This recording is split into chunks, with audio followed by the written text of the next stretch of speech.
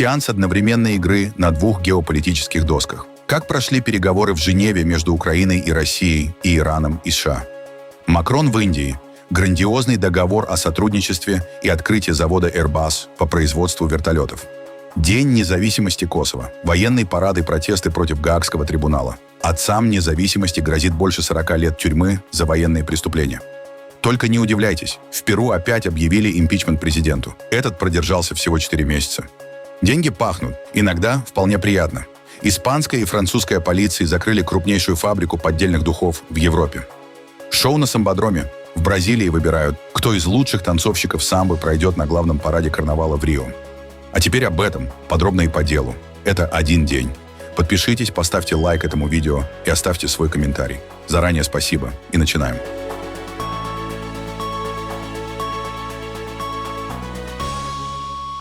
В Швейцарии проходит третий раунд переговоров между Украиной и Россией при посредничестве США. Во вторник делегации встретились в Женеве.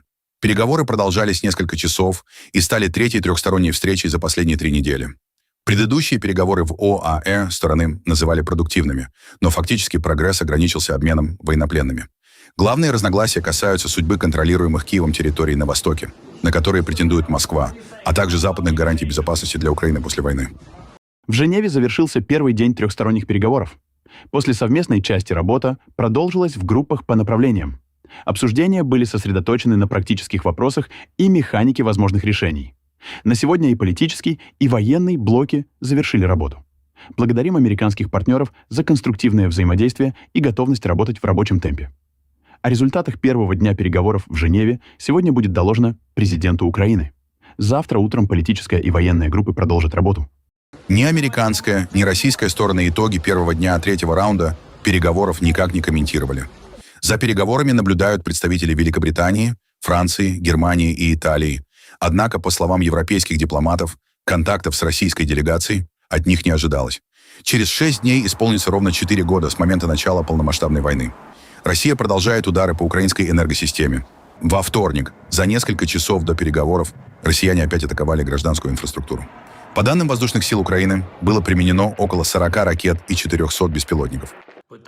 Вопрос прежде всего американской стороне, которая и нам, и России предлагала воздержаться от ударов. Украина готова. Нам война не нужна. И мы действуем всегда зеркально. Мы защищаем свое государство, свою независимость. Также мы готовы быстро двигаться к достойному соглашению о завершении войны. Вопрос только к россиянам. Чего они хотят? И также, какими будут последствия для России за то, что шахеды, ракеты и фантазийные разговоры на историческую тематику для них имеют большее значение, чем реальная дипломатия.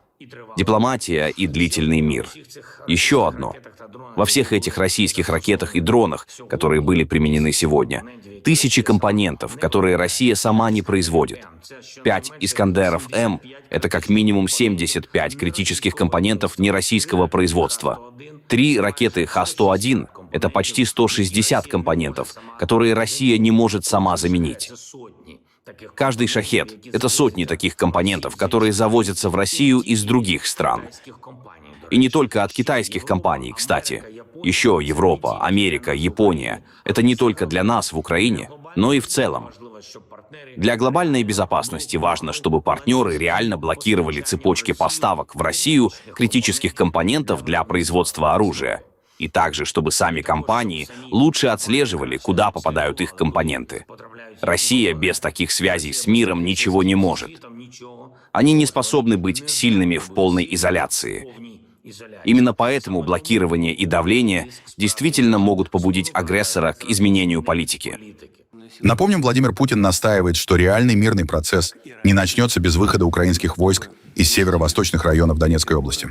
Владимир Зеленский считает такие требования неприемлемыми, но допускает возможность компромисса, в частности, создания демилитаризованной зоны. Опросы показывают, что среди уставшего от войны украинского населения пока незначительно, но растет готовность к территориальным уступкам. Тем временем авторитетный международный журнал The Economist со ссылкой на свои источники пишет, что в украинской делегации на переговорах с Россией обозначились разногласия.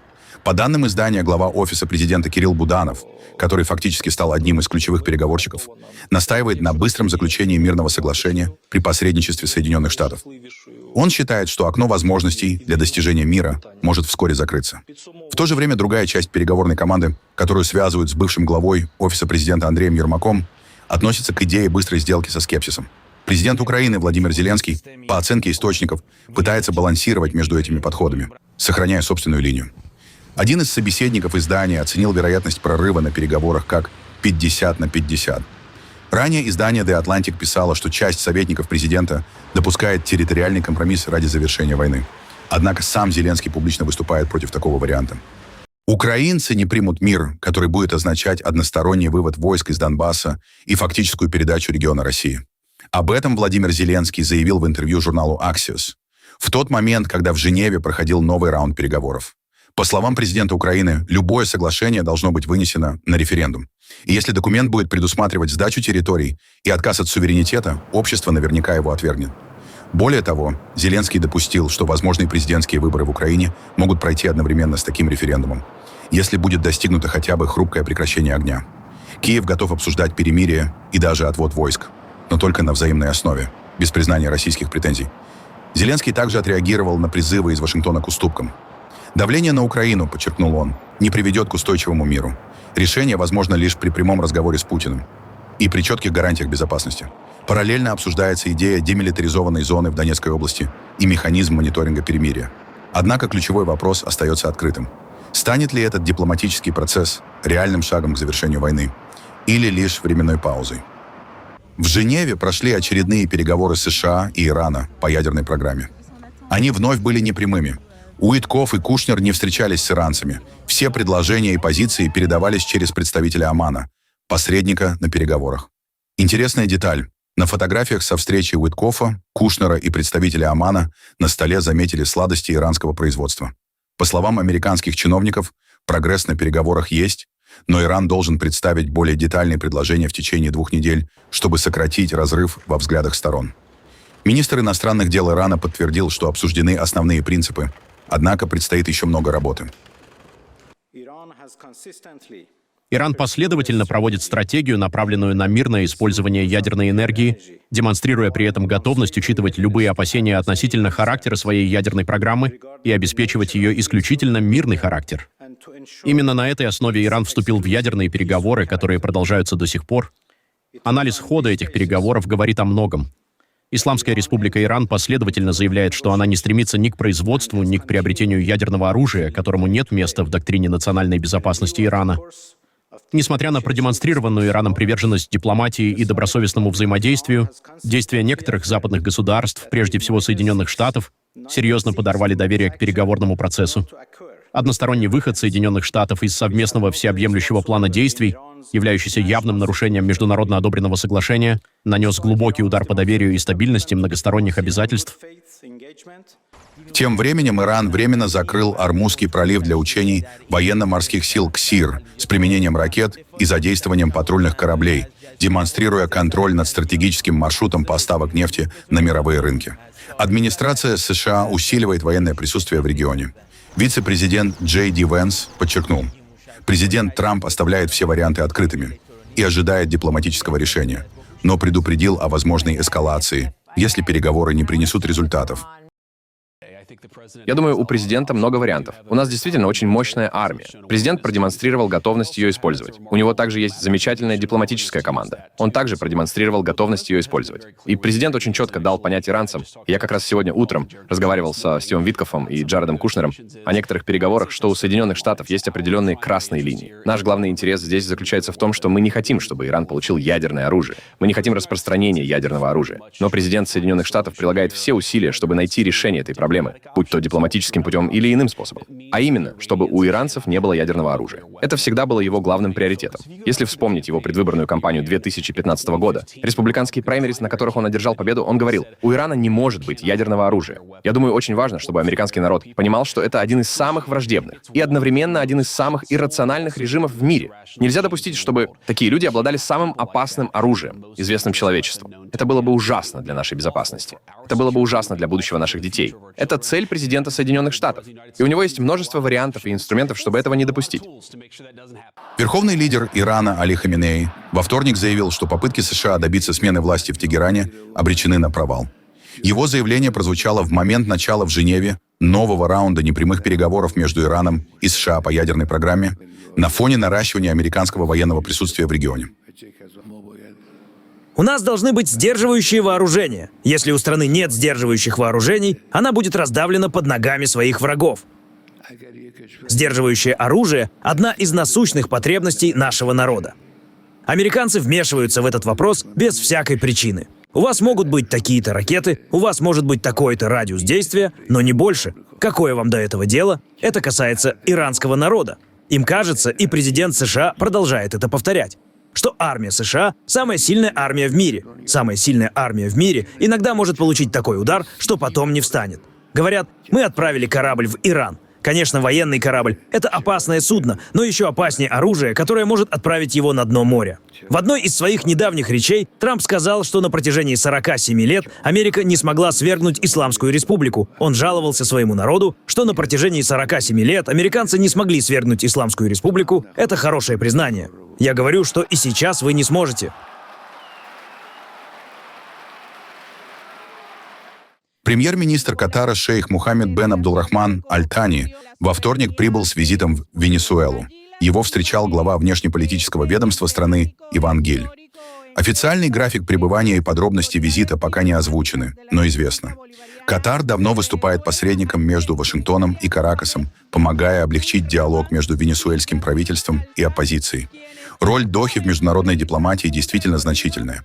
Катар ранее участвовал в переговорах по обменам заключенными между США и Венесуэлой и готов продолжать посреднические усилия, если стороны к этому обратятся. Эта поездка проходит на фоне продолжающихся дипломатических контактов Катара с разными международными игроками и может сигнализировать о попытках смягчить напряженность в отношениях между Венесуэлой и Соединенными Штатами. Индия и Франция объявили о значительном расширении двустороннего сотрудничества по итогам переговоров в Мумбаи. Премьер-министр Индии Нарендра Моди заявил, что страны поднимают отношения до уровня особого глобального стратегического партнерства, обусловленного взаимным доверием и общим видением будущего. В рамках нового этапа сотрудничества будет обновлен протокол об избежании двойного налогообложения. Это должно помочь компаниям обеих стран расширять свое присутствие на рынках. Также в Индии будет размещено производство французских ракет «Хаммер». Моди и Макрон дали старт первой сборочной линии совместного производства вертолетов Airbus H-125 на территории Индии. Мир переживает период неопределенности. В этих условиях партнерство Индии и Франции является силой, способствующей глобальной стабильности. Мы объединяем опыт Франции и масштаб Индии. Мы разрабатываем надежные технологии. Для облегчения инвестиций между двумя странами мы сегодня подписываем соглашение, которое позволит нашим гражданам и компаниям избежать двойного налогообложения. Эти меры придадут новый импульс нашей двусторонней торговле, инвестициям и мобильности. И это дорожная карта для общего процветания. Франция – один из старейших стратегических партнеров Индии, и вместе с президентом Макроном мы придали этому стратегическому партнерству беспрецедентную глубину и импульс. Сегодня мы выводим эти отношения на уровень особого глобального стратегического партнерства, благодаря нашему доверию и общему видению. Это партнерство не просто стратегическое. В сегодняшние хаотичные времена это партнерство, которое способствует глобальной стабильности и является глобальным прогрессивным партнерством. Таким образом, Индия не просто участвует в глобальных инновациях, она возглавляет их. От Силиконовой долины до Елисейских полей, от технологий до культуры. И именно это, дорогой Нарендра, дорогой премьер-министр, и отмечает этот год инноваций. Не обещание, а реальность. Наш высокий уровень сотрудничества позволяет нам разрабатывать двигатели нового поколения, многоцелевые вертолеты, передовые боевые самолеты, подводные лодки и так далее. И я хочу от всей души поблагодарить вас за исключительное доверие, которое вы оказали этому партнерству. И это не просто оборонный контракт и серия оборонных контрактов.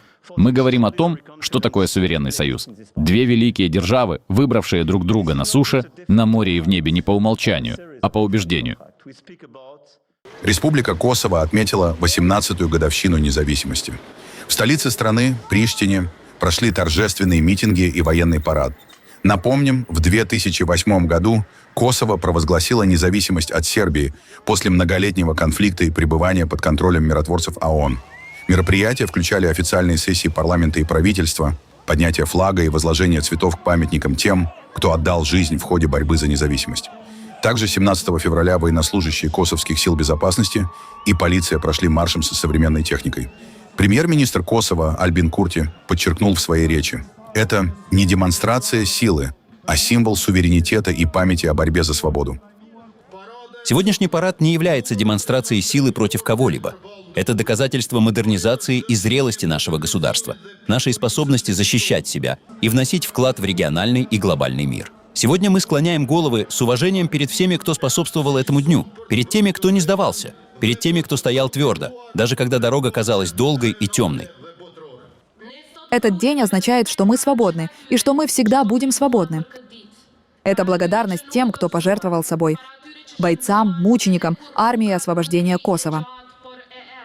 В Приштине тысячи людей вышли на улицы в поддержку бывших лидеров армии освобождения Косово. Среди них экс-президент Хашим Тачи, бывшие спикеры парламента Якуб Красничи и Кадри Весели, а также бывший депутат Реджеп Селими.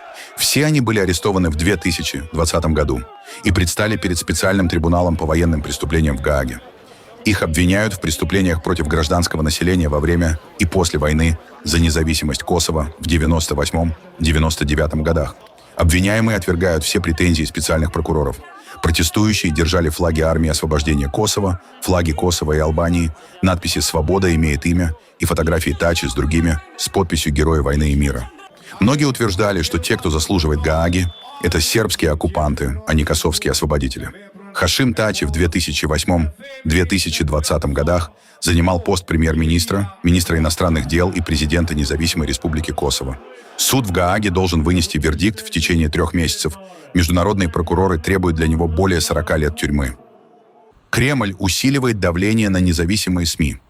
Российские власти объявили в розыск руководителей крупнейших изданий, включая Романа Баданина, основателя и главного редактора издания «Проект», Галину Тимченко, основательницу «Медузы», Тихона Дзятко, главного редактора телеканала «Дождь», Сергея Смирнова, главного редактора «Медиазоны», Романа Аннина, основателя «Важных историй», Олесю Мараховскую, действующую главредку «Важных историй», Романа Доброхотова, главного редактора «The Insider», Кирилла Мартынова, главного редактора «Новой газеты Европа».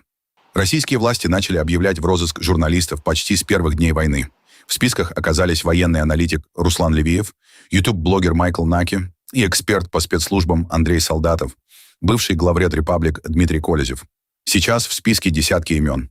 В списках находится заместитель шеф-редактора издания «Агентство» Андрей Затирко и десятки иностранных журналистов, включая сотрудников CNN, RAI, Deutsche Welle, ABC News и France 24.